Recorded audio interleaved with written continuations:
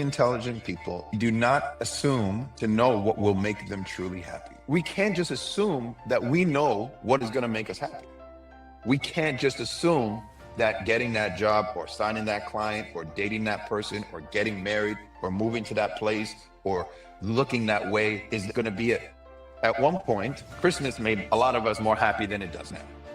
At one point, a birthday party made us feel a lot more happy than it does now. If money made you happy when you were broke, the same amount of money is not going to make you happy when you're rich. Emotionally intelligent people do not assume being fearful is a sign that they are on the wrong path. A sign that you're on the wrong path is indifference. If you are fearful about something, that is not a sign that you're on the wrong path. You're being pushed towards something. That's intention. Who knows if it always will be the right thing? What we do know is that you're on the right path. It might not lead to exactly where you want, but you're going into a direction you know you need to go into. They know that happiness is a choice, but do not feel they need to make that choice all the time. Happiness is not a sustained state of joy. Being happy is moment by moment. If you were only experiencing one emotion all the time, then that's not living. You're not living. You're just in existence. Living the human experience means that you experience all the emotions. And you should allow yourself to say, I'm not in a happy state right now. Emotionally intelligent people know that a feeling will not kill them. You're not going to die because you're angry.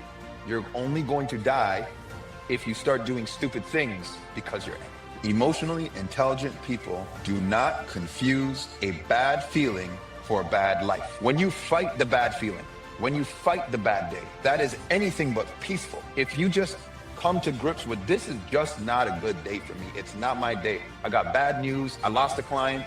Somebody hit the back of my car on the way to the gym, and I just want to go home, go to sleep, and start this one over tomorrow. That's part of life. If I'm fighting against that bad day, if I'm fighting against that bad feeling, I'm causing war within myself. You're able to have peace when you just accept it. This is a bad stretch of life, or this is a bad day, or this is a bad week. These are bad feelings. But this doesn't make it a bad life.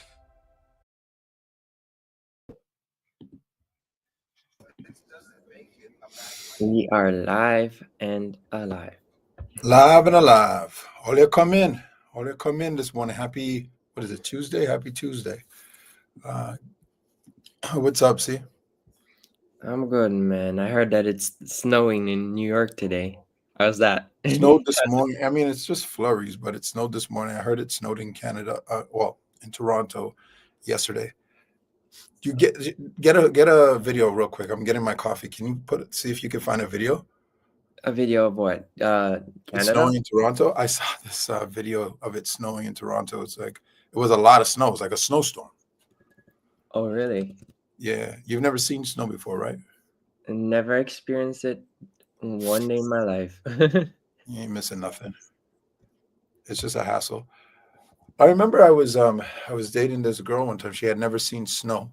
Mm-hmm. And she came and saw snow. She was like throwing it in the air, and like it's so fluffy, and like playing with it, kicking it like almost like a little kid, like that. You know what I mean? That would play in the snow. It was it was an interesting thing to see, like a grown adult acting like a kid with the snow. Oh, I found some videos. You found those? You dropped those. I'm just grabbing my coffee. I left it on the table there. All right. And good morning, Christina. Good morning, Win Column team. Good morning, Conversation with Jay Moderators. Good morning, Codex. Good morning to everybody watching this right now. And good morning good afternoon to everybody watching the replay later on today. But let's see this. Na festa do fim de semana, só rolê bom. Ela chega e desencana com passo bem solto, passo bem solto. Na festa do fim de semana. Oh, wow.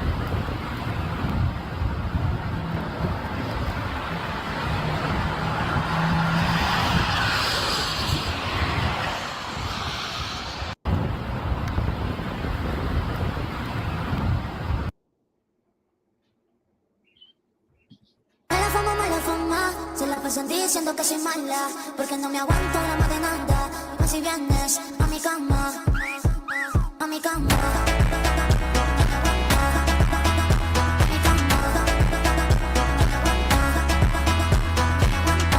Well, good luck to y'all. Good luck to y'all. Good luck to y'all. That's crazy. Yeah, absolutely. But what's going on? um, you know, so I've heard people talking about this whole conspiracy thing about, with the hurricane and stuff. For those of you who don't know, or you might know, Jamaica was hit by a hurricane and stuff. But I hear people talking about this, saying that it's man-made. Jay, do you think man can actually make a hurricane? A hurricane? No. Mm. A hurricane is So a force of an extreme force of nature, and especially a hurricane not that big. And also, if men could make a hurricane, you wouldn't hear it at the time that it's the biggest hurricane in the history of your country and the second biggest hurricane in the history of Atlantic. You would have heard like smaller hurricanes and rumors about smaller hurricanes. You don't just jump from not being able to make a hurricane to being able to make the biggest one. I know that people can affect weather. I know that that for sure, because they do that for the Olympics. Sometimes they blow the clouds to hold off the rain for certain events and stuff like that. I mean, but the clouds still come back. It's just that you're holding them off for a little bit. And so I know stuff like that maybe, but as far as controlling controlling the weather to the point that you're going to be able to cause a hurricane, that actually sounds ridiculous. Well, I think the reason why people also believe it, and it's getting to the point where we're even talking about it on the news, is because it was such a freak, unexpected hurricane. Like, it was so late in the hurricane season, and it was just the worst that we've ever experienced. So, and then, there's this research center that's called HARP. I was reading about it today. It's called High Frequency Active Auroral Research Program. What they do, they shoot heat waves up into the ionosphere, which is the part that most weather activities are at. But I was researching about it to see if they've actually done anything that regarding controlling the weather or anything like that. And that's the one of the research centers that most news channels are talking about. But I've looked it. It's strange how they're talking about it, because I'm looking it up, and it said that they've never done anything like that before, as in like anything regarding controlling weather or anything. And the heat waves that they shoot up into the sky is such a small amount, it could barely do anything. So I feel like people are just looking for something to hold on to, or something to blame, to feel better about, the unfortunate circumstances. Yeah, I mean, also you have to also remember, like, there's so much there's so nobody would ever think about these things if we didn't know so many dishonest things went on in the first place, Mm. right? So like there's so many things that go on like this in the first place that it grants um I guess grants credence for people to have thought processes like this, which, I'm also I believe my share of conspiracies, so I'm not going to, you know, I believed lots of crazy things, and some of them I still believe. So, um, The yeah, Section 81, shout out to you. Section 81 says HARP is very real. They control weather in Dubai too. yeah. Yeah. So, yeah, absolutely. One more thing. Have you guys heard of this? I was watching this video yesterday. Can you put a one in the comment if you heard about this DoorDash driver who said that she was SA'd? So basically what happened was she went to drop an order for some guy, and his door was open, and he was laying on the couch with his pants down. Okay. His door's open, He's laying on the couch with his pants down and his underwear down, like everything was out on his ankles. And the DoorDash thing said, leave it at the door. And so when she got to the door was open and she could see him on the couch. So she was like freaked out. And then she, I guess she thought that he was trying to invite her in or something. And she took a photo of it. And then she complained to DoorDash. And then she like put the photo online saying that this guy is trying to SSA me and whatever. So DoorDash ended up banning that client, or that customer, I should say. And DoorDash ended up firing her, or I guess terminating their agreement for delivering in DoorDash. So she went nuts, started going on the internet every day, on TikTok and other platforms, just saying like, oh, DoorDash why am I losing my job because I got SA'd and this is not right, and so on and so forth. And DoorDash, I guess she appealed it, and DoorDash held their decision. And so she was going everywhere and saying this, and then TikTok banned her. And then I guess she opened another account, or maybe they suspended her, and she came off suspension. She's going crazy almost every day she's been making these videos. Before I tell you the second half or the conclusion, what do you think about that? I mean, if what she's saying is true and she did take photos or anything like that, I don't see why she would be banned or she would be fired. You would think so, right? Yeah. On the surface, you would think so. But remember, we're thought leaders here. What did the instructions say? Did it say come in? It said leave it at the door. It did not say to come in. It said leave it at the door, number one. Number two, even if that was the case, why would you take a photo of somebody in their house? The man is in the comfort of his own home. He can do whatever he wants. It was like 2:00 in the morning. What probably happened is he got drunk. He made a drunk DoorDash order. And then I don't know how his pants got down, but maybe he tried to play hanky panky with himself and fell asleep. That's realistically what happened. And she came and took a picture of the man and put it on the internet. So that's the end of the story.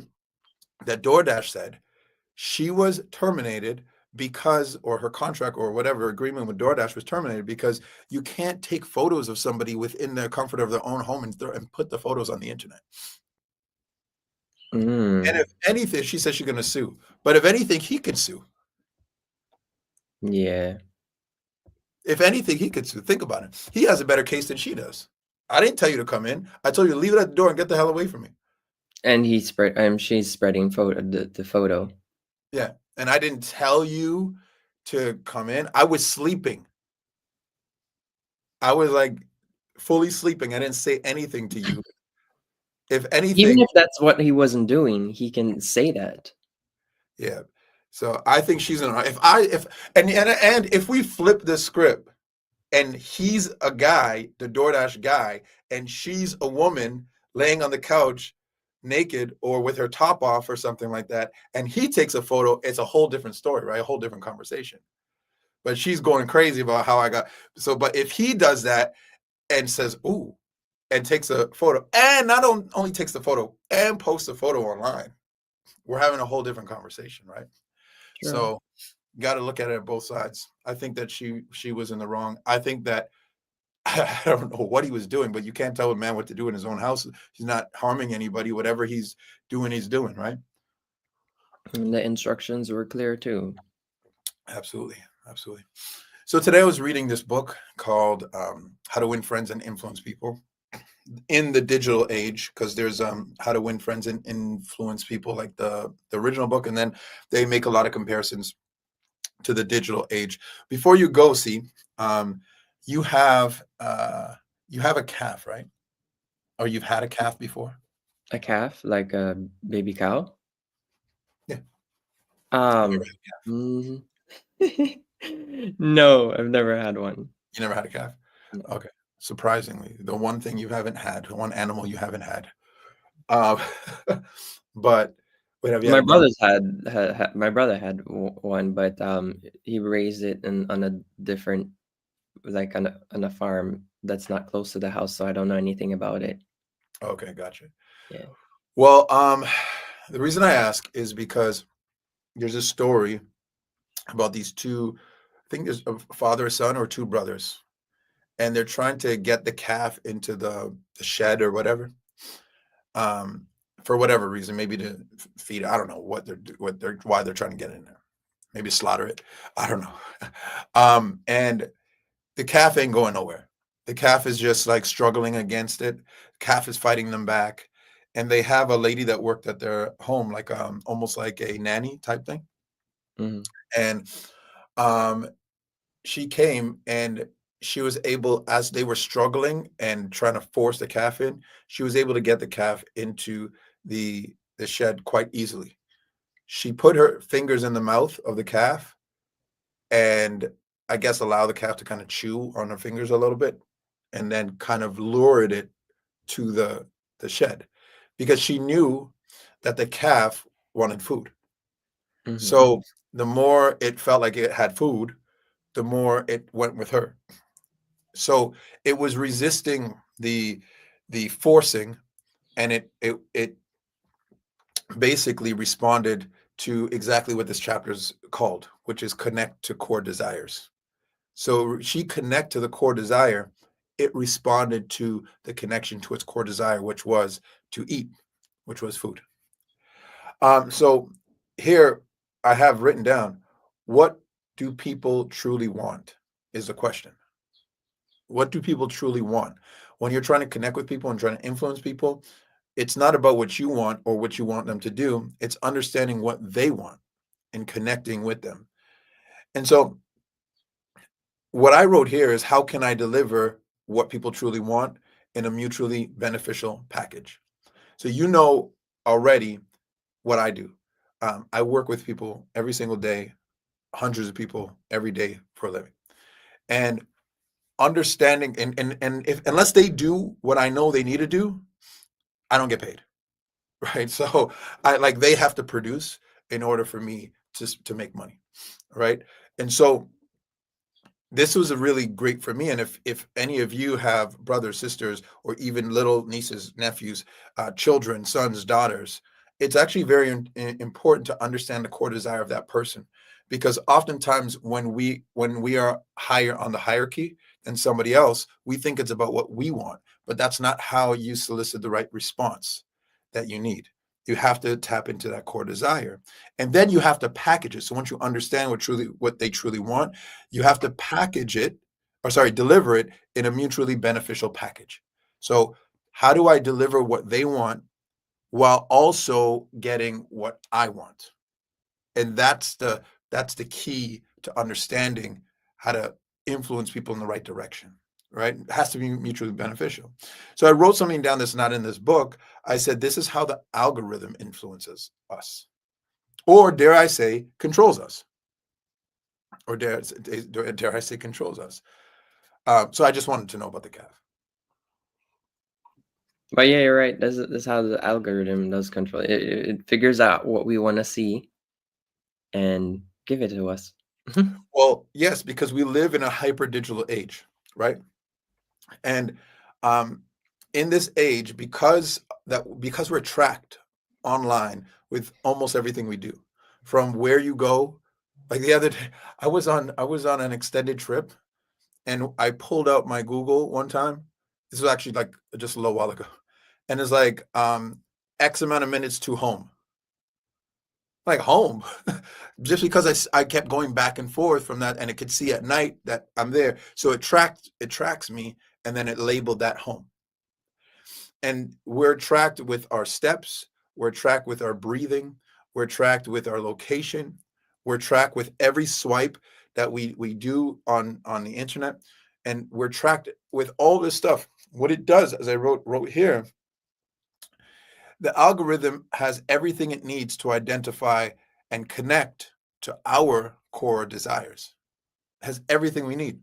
And then it influences us based on what it understands our core desires to be. It knows what city I live in.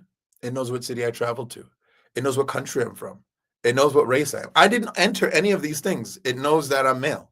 I didn't enter any of these things. All I did is use the apps that share information with each other and just live my day-to-day life just like everybody else. As a matter of fact, I probably live my day-to-day life more private than everyone else.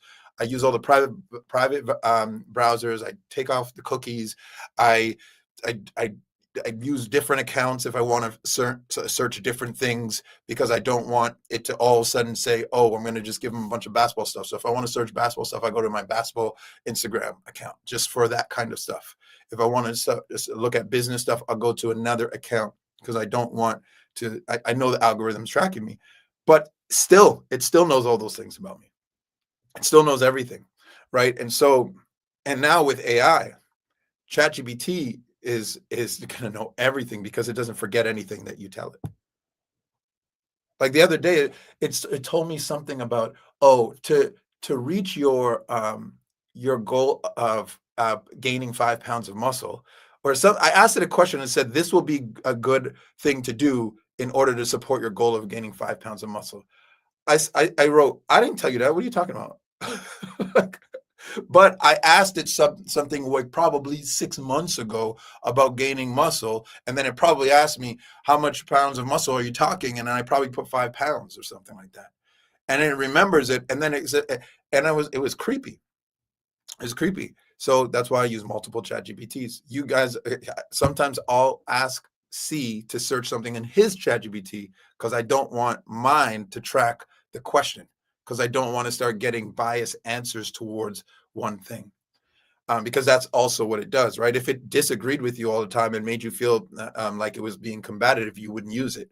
So it makes it's like a yes man. ChatGPT is the ultimate yes man or yes woman, and it will constantly try to validate you and make you feel like you're right and you have good points and make you feel good, so you can keep using it. Because if it made you feel like crap, you wouldn't use it, right?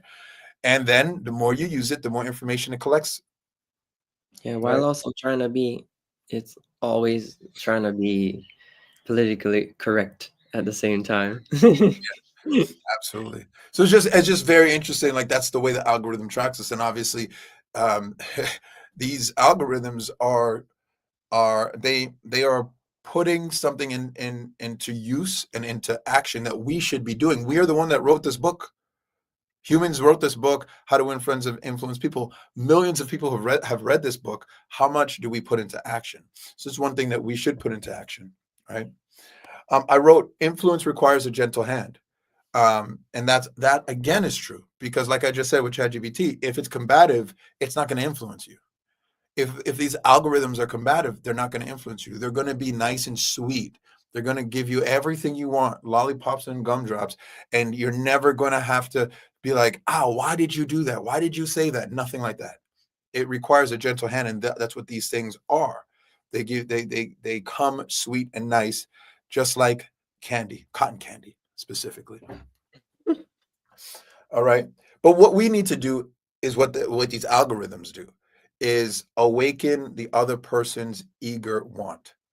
So when the Mandami won the election last week, literally the night he won the election, I went on Instagram to see what people are saying, and all I saw was, it wasn't anybody that I knew. It was a bunch of random posts with pro Mandami stuff and against Mandami stuff, and I wanted to see which ones I stayed on the most, and which ones I kind of engaged on, or some ones I sent to somebody or went back to and replayed again, so it could see which side I was on. So it could see which side I was on. Was I happy that he won, or was I unhappy that he won? So it could continue to understand, what I want. So that's what I call awakening the other person's eager want. So it constantly will put things in front of you to find out what you want, where you stand, what you value, what you like.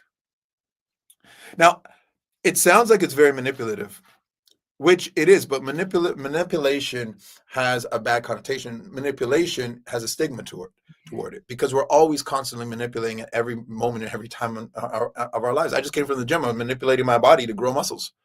right? Like manipulation could be used for good things and it could be used for bad things. And I'm not saying that these algorithms or AI are using it for good or bad. To be honest, we'll never know until it's too late. But my point is that we need to hone our influence skills, which influence is really just a form of manipulation. If I'm trying to influence your decision, that's a form of manipulation. But we need to hone those influence skills. Why? Because as leaders, remember, this is a leadership channel. As leaders, as thought leaders, we understand that we oftentimes have more of a perspective on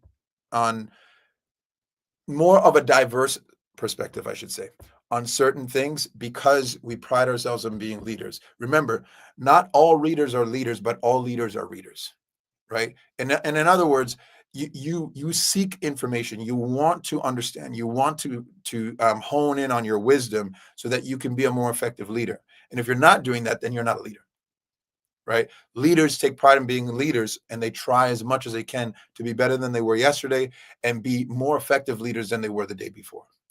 And so with this book here, I feel like it is an important book for leaders to gain more authority and influence in the space that we're in as leaders.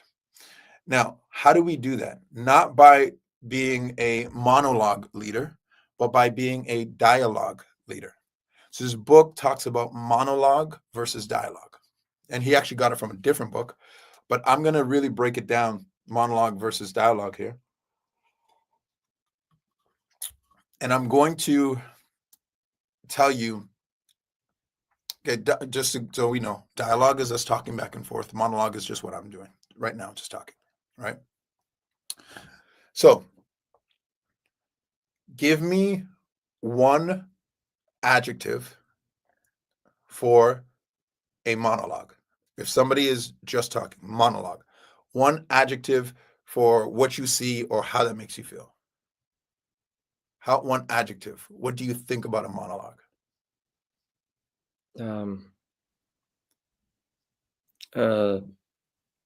Annoyed. Annoyed. Okay. And what about dialogue?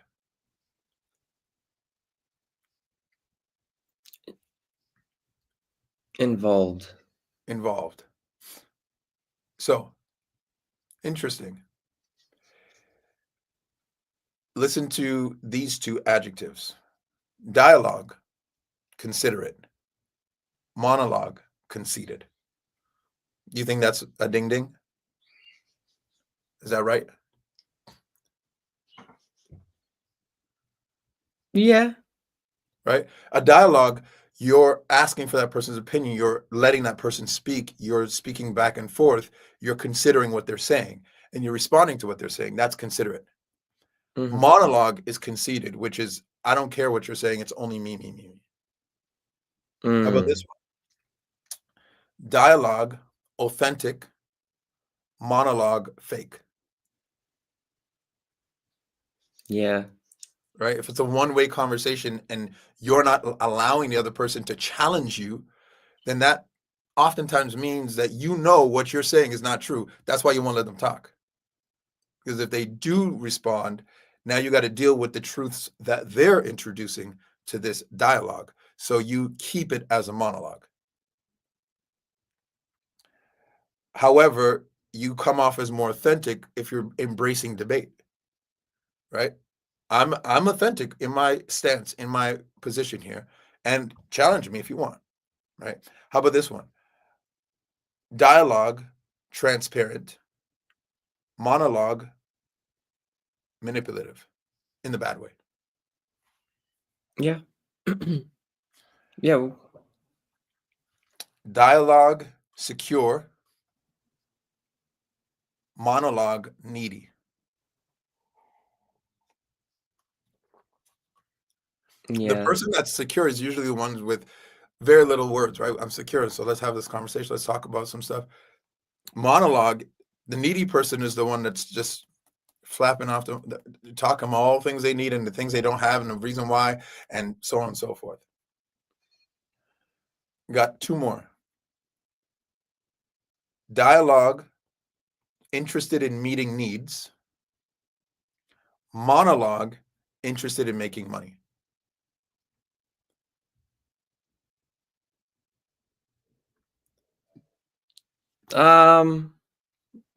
Yeah. Not it doesn't feel as strong as the other ones, but yeah. And again, that's how it comes off. That's how it comes off. In my business, and I'm in sales, I have a pretty large sales team. Um, after next week, we'll have 80 plus people on our sales team. And when they have dialogue with their clients feel like I'm here to help, or this person is here to help me. This person is interested in meeting my needs.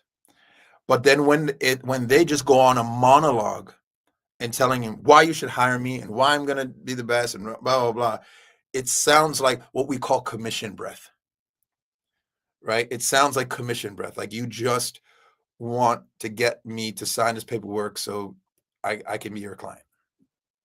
Where if you're having a dialogue and asking questions, that person feels like you actually care. Yeah. Monologue, this is the last one. Monologue builds trust. Sorry, dialogue builds trust. Monologue builds tension. Yeah. Dialogue builds trust. Monologue builds tension. So I actually came up with something. Most of what I'm saying today actually isn't in this book, to be honest with you.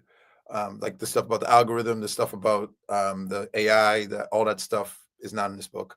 And this is what I'm about to talk about, which is social media, is also not in this book. But to me, the monologue side screams Instagram and Facebook and Twitter.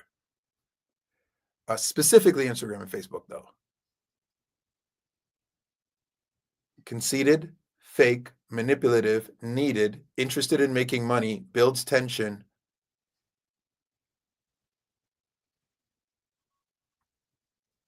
You mean how the content are created, how it's just one-sided? It's not really. It is exactly because it's a monologue. Mm-hmm. So when I was reading this, I was like, that's like Instagram. That's like Facebook because it's a monologue. It's just, and again, that's why it comes off as conceited. A lot of people will come off as fake. A lot of people will come off as manipulative. A lot of people will come off as needy, right? A lot of people will come off as they're just trying to sell something or make money. And it builds tension because a lot of people use it to rage bait people. Yep. So Instagram and TikTok, especially and TikTok. that's what I Oh should. Yeah, gosh. Instagram, TikTok, and Facebook. I shouldn't have actually even included Twitter because Twitter's like half and half. There's a lot of conversation and dialogue that goes on in Twitter. Yeah. But can you see how accurate that is? When I was reading this, I was like, whoa, this is Instagram, Facebook, and TikTok. Like it comes off as conceited, fake, manipulative, needed, trying to sell something, make money, and building tension, trying to rage bait people and say Yeah, things that because you know even, are gonna even sometimes when I'm going through TikTok videos, and I'm like, I just come across a lot of videos, and it's like, oh, let's see where this video is going or whatever. And next thing you look, it's literally just to get there's a link at the bottom that's to the product that they're talking about, or so I thought it was gonna go in like an interesting direction or something, but then it's just really just a clever way that they came up with to try and get you interested in the product that they're trying to sell. right. That's all TikTok is now these days. Oh, 100%. 100%. So that I found that really easy because that stood out to me right away. Sorry, I meant very interesting because that stood out to me right away. And then I said, interestingly enough, the left side dialogue more sounds like a podcast, a radio show, or streaming. If you think about it, authentic, transparent, secure, interested in meeting people's needs, builds trust. It more is like a podcast where you interview somebody, or a radio show where you interview somebody, or you're talking on the radio, or you take callers that come in and what do you think? What's your opinion? Or a live stream like one of the most famous live streamers is Kai Cenat. Kai Cenat, you kind of feel like he's authentic. You feel like you know him. You feel like he's pretty transparent. You feel like he's pretty secure in who he is because you can't fake it on live shows. You're live. Like you're live, you're reading the chat, you have your friends here, you're talking to them, you're interviewing people live on your stream. Everything seems more authentic, it seems more transparent, it seems more secure, it seems like more that you're interested in meeting the people's needs on your chat. Like, chat, what do you guys want? What do you want to say? Here, ask a question to whoever I'm interviewing here right in front of me. Those actual things seem more authentic, considered, transparent, secure, interested in meeting people's needs, and builds trust with your audience because they feel like they actually know you, right? Could you imagine if Kai Cenat was just an Instagram or TikToker? That's a lot different Kai Cenat that you would know versus a streamer. It's a lot different. And so I found that that's because streaming comes and podcasting and radio comes with more dialogue.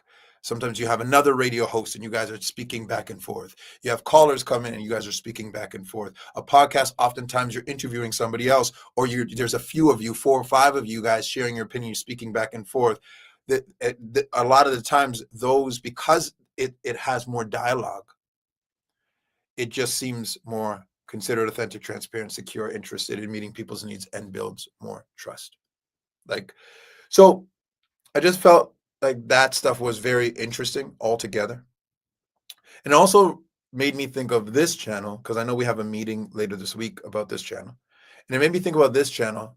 And the reason why I asked you to come back on the screen is because I feel like we should have more dialogue on the channel so that more people could know that we are considered authentic, transparent, secure, interested in meeting people's needs, and we want to build trust with our audience. We want to come off as that. To be honest, that doesn't mean we are. I know we are, but that doesn't mean we are.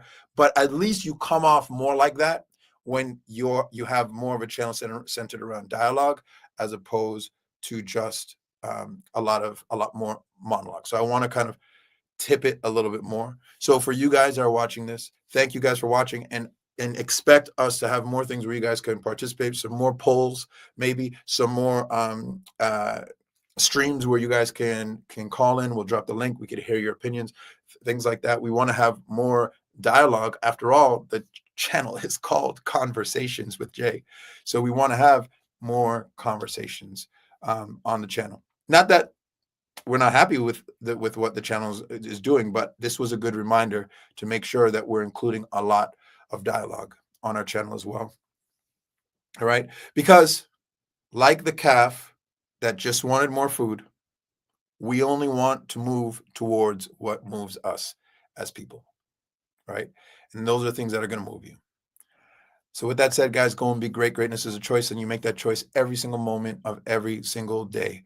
All right, I will see you guys tomorrow morning, same time.